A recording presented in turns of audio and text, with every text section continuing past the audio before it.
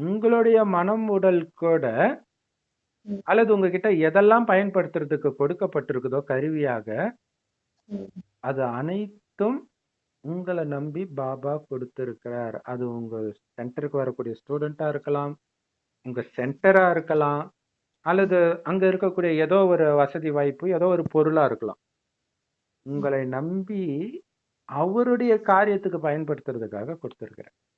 இந்த ம், மாதிரி நம்பிக்கை உலகத்துல யாருமே வைக்க முடியாது. அதான் இருக்கிறதுல சாக்கடையா இருந்தது நாம தான். ம், நம்ம மேல அவர் இந்த நம்பிக்கை வச்சிருக்கிறார். இது ம், எவ்வளவு பெரிய விஷயம் ம், இல்லையா?